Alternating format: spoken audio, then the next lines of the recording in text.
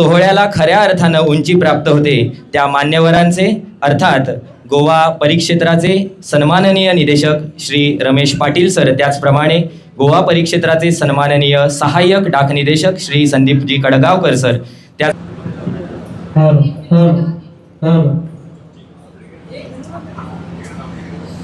स्वागतम मान्यवर हो स्वागतम, थोर पाहुणे आम्हाला भले, अमृतमय हे भाग्य उजळले, थोर पाहुणे आम्हाला भले, अमृतमय हे भाग्य उजळले, गुणवंतांचा कौतुक सोहळा बहरे नंदनवन, गुणवंतांचा कौतुक सोहळा बहरे नंदनवन, आगतम स्वागतम मान्यवर हो स्वागतम, आदर्शाची ज्ञान पंढरी, कला क्रीडान साहित्य नगरी, आदर्शाची ज्ञान पंढरी, कला क्रीडा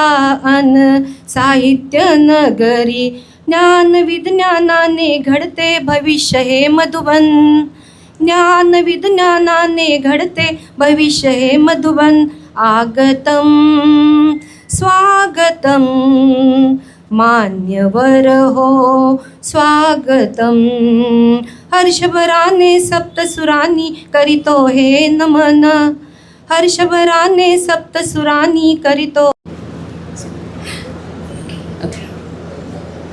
टाळ्या, सर्वांनी टाळ्यांच्या गजरात सरांचं स्वागत करायचं आहे.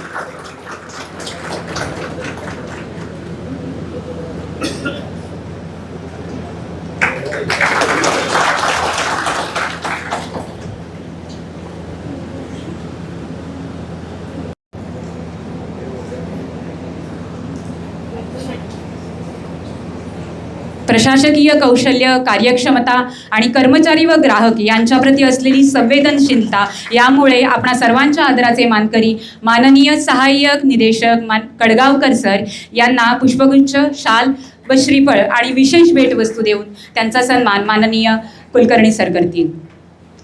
तर तुम्हाला सर्वांना माहीतच असणार की जवळपास रत्नागिरी जिल्हा हा 9 तालुक्यांचा जिल्हा आहे आणि ह्या जिल्ह्यामध्ये आपलं एकच विभागीय कार्यालय होतं पोस्ट खात्याचं, ते रत्नागिरीला.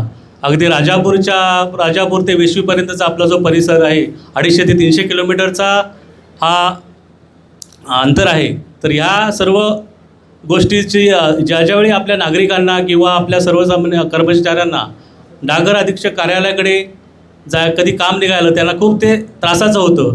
तर ही सर्वप्रथम संकल्पना 2021मध्ये त्याची सुरुवात झाली आणि ज्यावेळी माननीय सेक्रेटरी पोस्ट यांनी 2023मध्ये आमच्या रत्नागिरी विभागाला व्हिजिट केली, त्यावेळी सरांनी हे प्रपोजल आहे ते अगदी तत्परतेने घेण्यासाठी सरांनी आदेश दिले होते आणि त्यानुसार पुन्हा एकदा सूत्र हल्ली आणि आमच्या संपूर्ण रत्नागिरी विभागाने त्यावेळेचे अधीक्षक असतील, त्या संपूर्ण OA टीम रत्नागिरी डिव्हिजनची, तसेच आमचे आरोचे सर्व अधिकारी यांनी सर्वांनी, अगदी सर्कल ऑफिसचे सर्व आमचे अधिकारी यांनी सर्वांनी ते प्रपोजल अगदी तत्परतेने पुन्हा डायरेक्टरेटकडे घेतलं न्यू दिल्लीकडे आणि ते प्रपोजल सुरू झालं. त्याच्यामध्ये वेळोवेळी येत असणाऱ्या सर्व अडचणींना त्यांना उत्तर देण्यासाठी आमच्या डागर अधीक्षक त्यावेळेचे प्रयत्न करत होते. त्याच्यानंतर त्याला रिप्लाय दिला जात होता आणि त्यासाठी गरज होती ते आम्हाला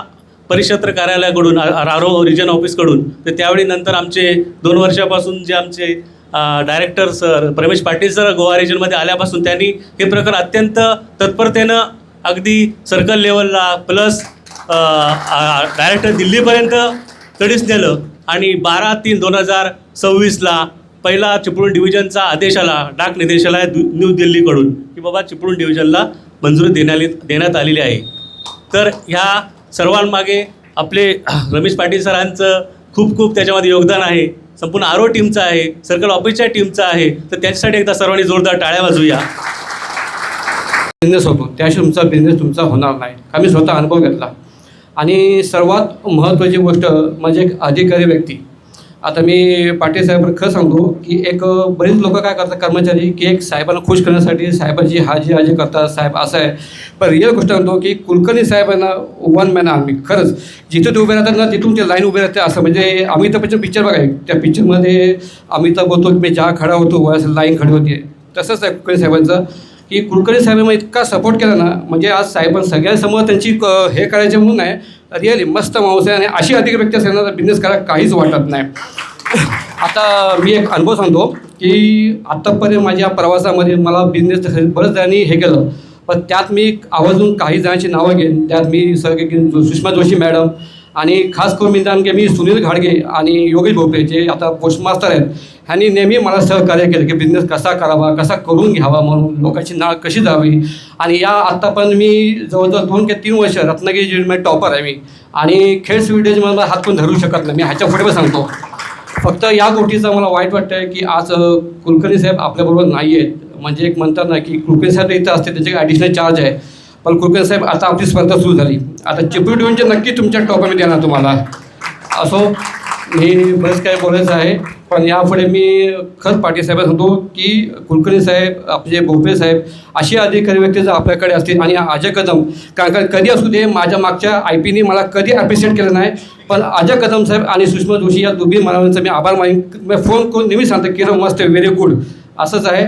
मी पण एकदा सगळ्यांचे आभार मानतो. आणि त्या या ठिकाणी आज संपन्न होतं.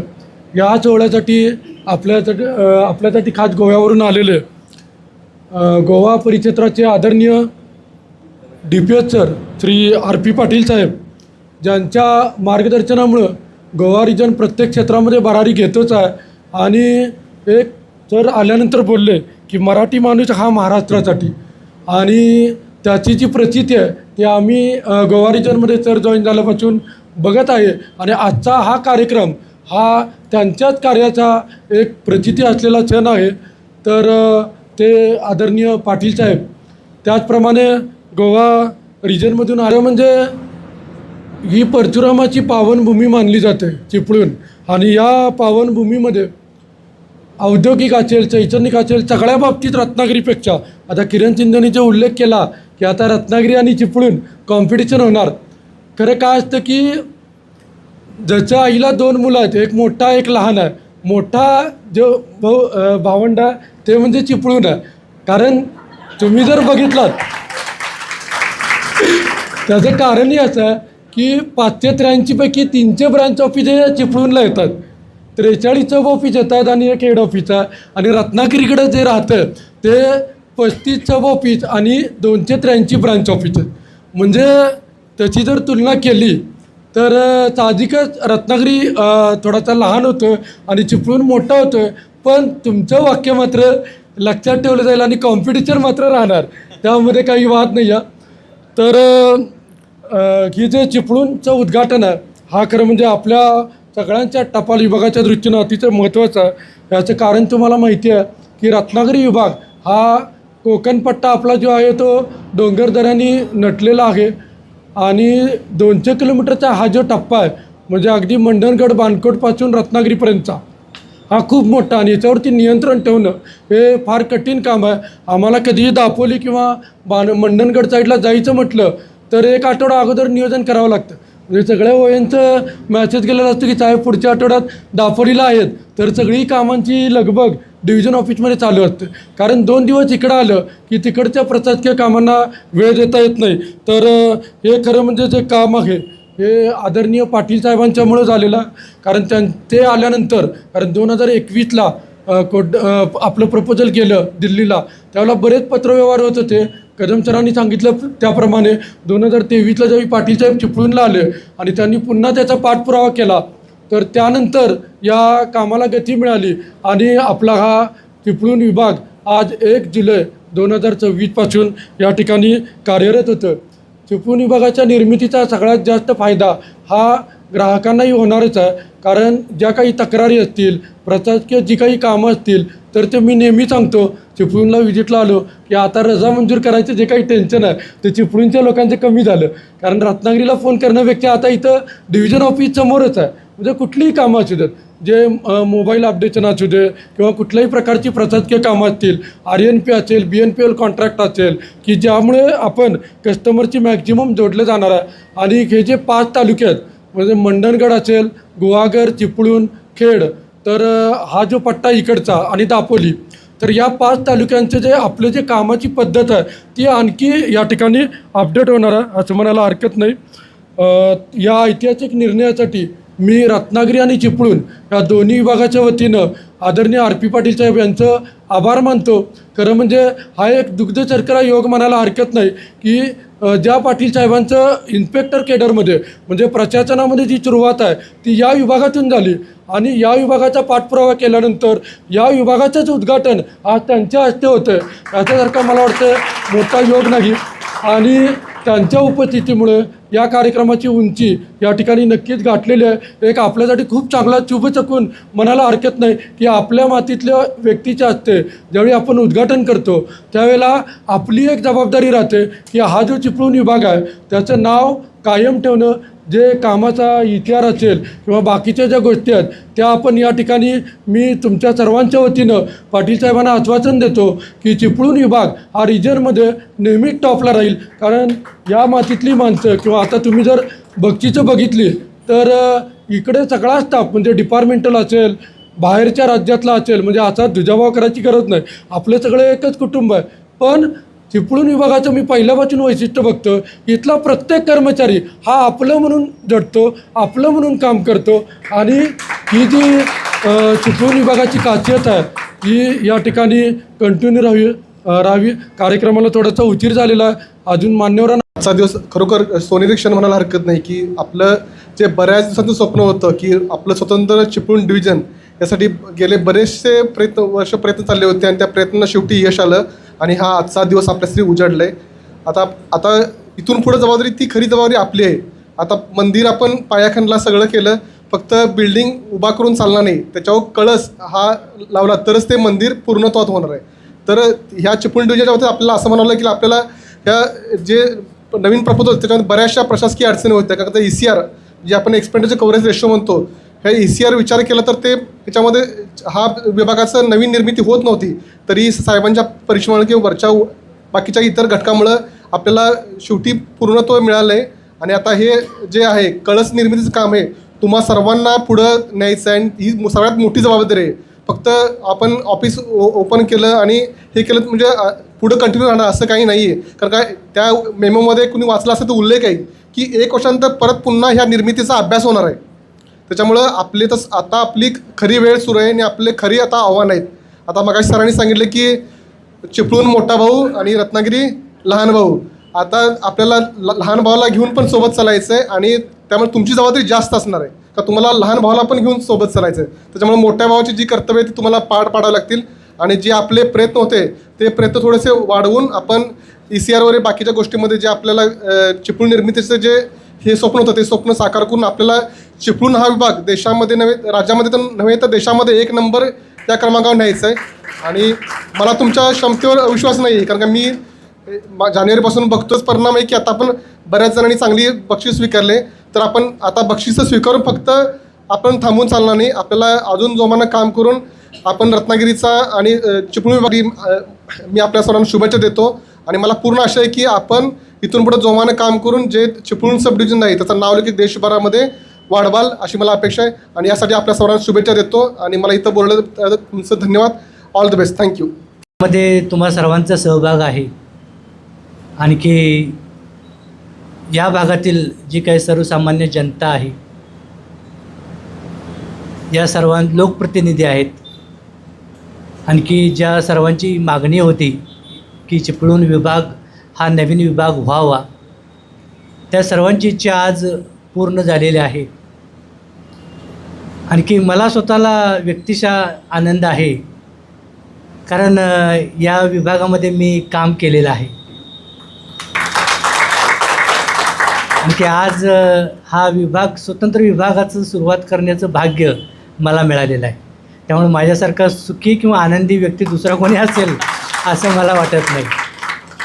आतापर्यंत रत्नागिरी विभाग म्हणून आपल्या सर्व विभागाला ओळखलं जायचं, पण इथून पुढच्या काळामध्ये चिपळूण विभाग हा स्वतंत्र विभाग ओळखला जाईल आणि की त्याच्यासाठी जे काही पॅरामीटर्स आहेत की ज्यावरती दरवर्षी प्रत्येक विभागाचं मोजमाप केलं जातं, मूल्यमापन केलं जातं कामाचं, तर त्यामध्ये सुद्धा आता आपणाला जसं संदीपनं सांगितलं की चिपळूणचा जो काही ठसा आहे तो उमटला गेला पाहिजे त्यामध्ये. तर त्यासाठी आपण सर्वांनी प्रयत्न करण्याची जबाबदारी आपल्या सर्वांच्यावरती आता आहे. म्हणजे आपली जबाबदारी वाढलेली आहे नवीन विभाग झाल्यामुळे. त्यामुळे मला वाटतं की मी कालच थोडीशी माहिती चिपळूण म्हणजे रत्नागिरी विभागाची वाचत होतो आणि की त्यामध्ये मी पाहिलं की चिपळूण विभागामध्ये जे ऑफिसेस आहेत त्यांचा परफॉर्मन्स आणि की रत्नागिरी विभागामध्ये आता जो आहे त्यामधील ऑफिसेसचा काही परफॉर्मन्स काही पॅरामीटर्सवरती चिपळूण पुढे आहे. आणि ऑफिसची संख्यासुद्धा तुमच्याकडे जास्त आहे. त्यामुळं खरोखर तुमच्याकडे अपेक्षा तुमच्याकडून जास्त असणार आहेत. आणखी मला वाटतं तुम्ही लोक आणि मला खात्री आहे कारण या विभागातील लोकांशी मी जोडलेलं आहे. यामध्ये उपस्थित सर्व ग्रामीण डाक सेवकांना मी ओळखतो व्यक्तिशः आणि बऱ्याच डिपार्टमेंटल लोकांनासुद्धा मी ओळखतो. जे नवीन आता आलेले आहेत काही लोकांना मी ओळखत नाही, पण 2000 ते 2004 या कालावधीमध्ये या विभागामध्ये मी काम केलेलं आहे. इन्स्पेक्टर म्हणून मी कामाची माझी जी पहिली सुरुवात झाली ती दापोलीमध्ये झाली.